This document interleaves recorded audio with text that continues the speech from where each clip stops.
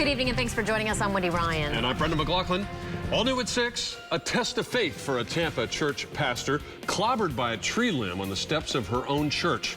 Tropical storm Debbie most likely weakened the giant oak tree, but the congregation can't believe their pastor, Sharon Davis, was sitting right beneath it when it fell. Pastor Sharon has a habit of walking the neighborhood, putting together her sermons for Sunday morning. Pastor Sharon Davis wasn't ready to tell the story herself as she recovers at home, so church member Christy Chess gave us the details. And at the end of those walks, she comes right here and sits. She was praying, her eyes were closed, and all of a sudden she heard a noise and looked up, and there was the tree. What happened next was what insurance companies call an act of God. The decades-old limb above the praying pastor surrendered to gravity and crashed to earth. Heard her scream, it knocked her over. We were immediately running across the street. Neighbor Jordan Miller, who owns a bicycle shop across the street, found Pastor Sharon bleeding and confused. She didn't really know exactly what had happened. She seemed like she had just kind of woken up in the bushes. She's battered and bruised, as you might expect, with 3 broken shoulder bones in her shoulder. I asked Christy Chess if the experience has made anyone doubt their faith. After all, our ABC Action News crew had a branch fall on them during an interview at about the same time. Guys, move back, move back. Our reporter, James Jackson, escaped injury, and he wasn't even praying. Is this one of those events that tests one's faith? No, actually, this event is probably empowering her spirit even more because, you know, this could have been a whole lot worse. In fact, some are calling it the miracle of Seminole Heights, though they may be keeping their eyes open while praying outdoors. Well, an insurance claim is pending for the damages to the Seminole Heights Methodist Church. Pastor Davis is expected to recover fully. This is ABC Action News. I just want to stop them. They should stop. It hurt. A Tampa woman fooled by fake gold and a band of con artists. Now at 6, you won't believe how much she lost. Good evening and thanks for joining us. I'm Wendy Ryan. And I'm Mclaughlin. Gold, goodness, and a little bit of greed led to a devastating betrayal for a Tampa woman.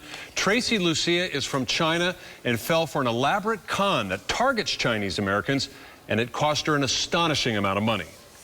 If you tell me. Tracy Lucia is poorer and wiser, but she was never a fool. No one believes this happened to me. They always say you're a smart businesswoman. The successful mortgage broker figures the scammers got her number in a Chinese language advertisement.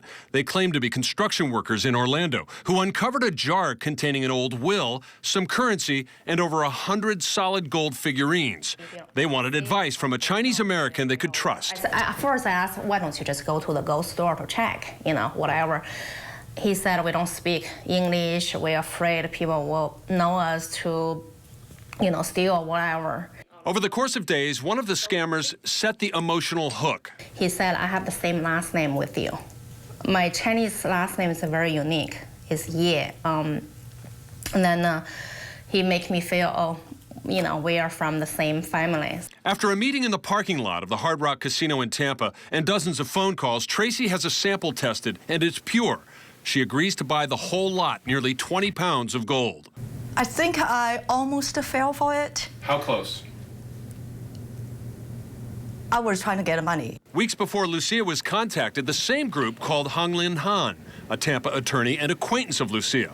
But Han did some internet searching on English and Chinese websites. Similar scams were going on in China for quite a while. But also in the U.S. Google the words Chinese gold scam and you'll read about 3 men arrested for an identical scam in Denver last year. But all this was too late to help Tracy. They're not real. It's all fake. It doesn't worth anything. Worthless baubles she paid for with $120,000 in cash. It hurts. Orlando police have an open case, but Hillsborough Sheriff's investigator Bruce Crumpler says these kinds of crimes are very difficult to solve. They don't stay around long. They'll be in a city for a little while, try a few places, and then they'll move on somewhere else. Lucia doesn't expect to get justice, but she did leave a message on the con man's cell phone. I told him I know he tricked me. I don't hate him. I just wish he's not going to do it anymore because God is watching.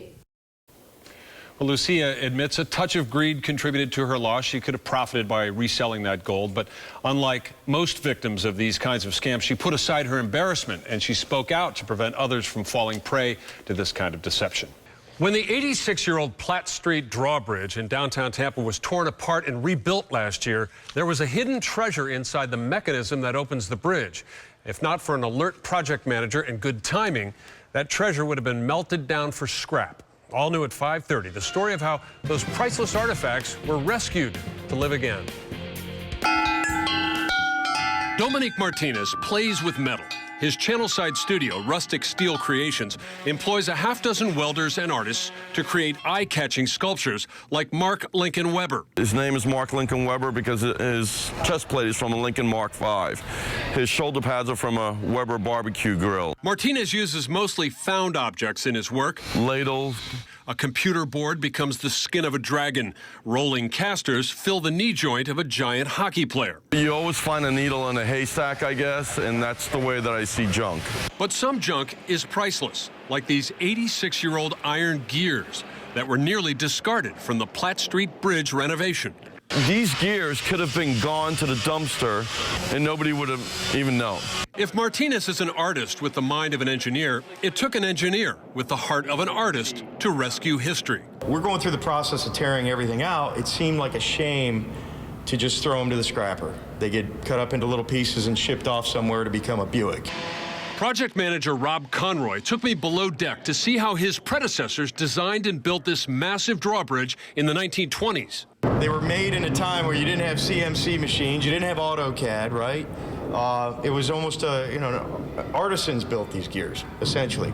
Maybe that's why Conroy thought of another artist whose work he'd seen around town. I drove by his studio one day and I saw all this stuff.